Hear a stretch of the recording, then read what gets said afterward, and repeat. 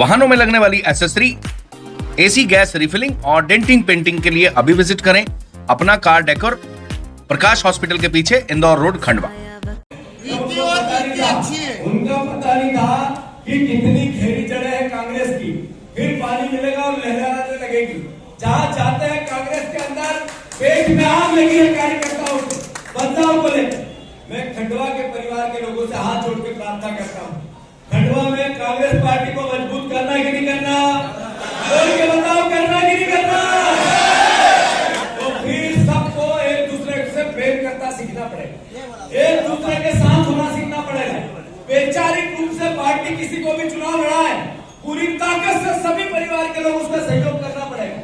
मैं अनुरोध करता हूँ आप सबसे, यहाँ हमारी बहनें बैठी है, महिलाओं की आधी आबादी, उनके लिए कांग्रेस पार्टी में जगह बढ़ानी पड़ेगी, युवाओं के लिए कांग्रेस पार्टी में जगह बढ़ानी पड़ेगी, जगह बढ़ानी पड़ेगी, जगह बढ़ानी पड़ेगी गरीब के लिए, दलित के लिए।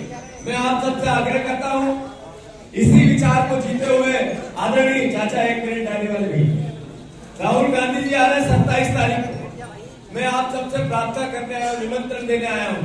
कौन कौन साथी राहुल जी से, खड़गे जी से, प्रियंका जी से, बाबा साहब अम्बेडकर के अपमान की जो हम शुरुआत कर रहे हैं, बहुत से उसमें आएगा, जरा हाथ ऊंचा करके बताओ। तो आग्रह आपसे, सब परिवार के लोग अपनी अपनी गाड़ी घोड़े से, अन्यथा जितने ब्लॉक अध्यक्ष, जितने शहर अध्यक्ष, संसाधनों की सब परिवार के लोग मिलकर व्यवस्था करेंगे। उससे सब बहनों को, जितनी महिला कांग्रेस के अध्यक्ष और हमारी आप सबको भी निमंत्रण देता हूँ। साथियों, हमारा विपक्ष का दायित्व है। जब शिवराज सिंह चौहान चुनाव लड़ रहे थे तो उन्होंने 3100 के धान की बात की थी, 2700 के गेहूं की बात की थी, 3000 बहनों को देने की बात की थी, 450 के गैस सिलेंडर की बात की थी। एक काम भी नहीं हुआ, जब से 1 साल से ऊपर हो गया। पर बीजेपी ने अपने वचन पत्र का एक भी मुद्दा, जो जनता ने जिस कारण उनको वापस सत्ता में बिठाया, पूरा नहीं किया है। हमने अभी विधानसभा का घेराव किया था, सचिन और हमारे सारे विधायक अंदर सदन के अंदर जनता की आवाज उठाते हैं। मैं आप सबसे आग्रह करता हूं, हम इस हक के आंदोलन को, अधिकार के आंदोलन को गांव गांव ले जाना चाहते हैं और इसमें नए सिरे से पार्टी के विचार में, अनुशासन के साथ पार्टी के में बदलाव होगा। जो 3 साल से ज्यादा पदों पे है, उनको अच्छा काम करें तो ऊपर रिकॉग्नाइज करेंगे, अन्यथा नए 45 साल के सारे हम ब्लॉक अध्यक्ष पूरे प्रदेश में बना रहे हैं। साथ ही साथ हमारी बहनों को, हमारे दलित परिवार के साथियों को, माइनॉरिटी के परिवार के साथियों को, एसटी को और ओबीसी को उचित स्थान कैसे मिले, इसको लेकर कांग्रेस पार्टी योग्यता को प्रणाम करेगी। मैं फिर से अनुरोध करना चाहता हूँ कि ये सरकार सिर्फ कर्ज, क्राइम और करप्शन की सरकार है। आप देखो कि कभी इससे पहले तो आपने सुना कि 55 किलो सोना एक इनोवा में जंगल में पड़ा मिला, कभी सुना कि 10 करोड़ रुपए इनोवा में 10 दिन तक पड़े रहे। भगवान राम का ऐसा राज आ गया कि एक आदमी भी इनोवा के पास नहीं पहुंचा। आपने कभी सुना कि 300 करोड़ रुपए की एक सौरभ शर्मा की संपत्ति 3 एजेंसियों ने पकड़ी, उसके बाद भी एक भी गिरफ्तारी नहीं हुई? आपने कभी सुना उसके 1 महीने बाद सौरभ शर्मा का पता ही नहीं किसी को? आपने कभी सुना कि सौरभ शर्मा को किसको वो एक लाल डायरी थी जिससे वो पैसे भेजता था उगा के, वो नेताओं के नाम कहाँ है? ये भारतीय जनता पार्टी खुला करप्शन का सीधा जागता उदाहरण बन गई। केवल भाजपा या लूट, ये एक ही नाम है, 2 नाम है ही नहीं। भाजपा या करप्शन एक ही नाम है, 2 है ही नहीं। इनकी सोच कैसी?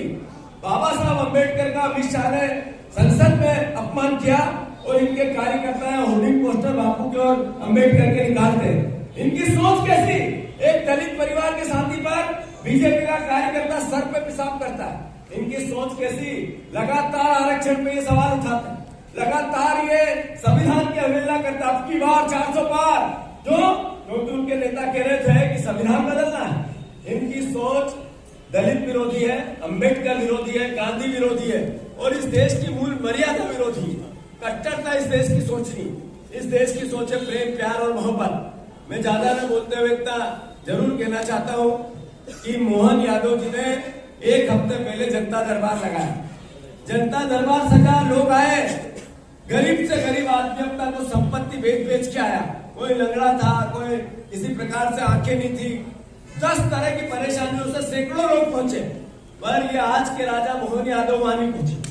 फिर दूसरी आई जन सुनवाई, तो अब कहा गया कि पहले आवेदन दो फिर आओ, पहले सीएम हेल्पलाइन में शिकायत करो फिर आओ।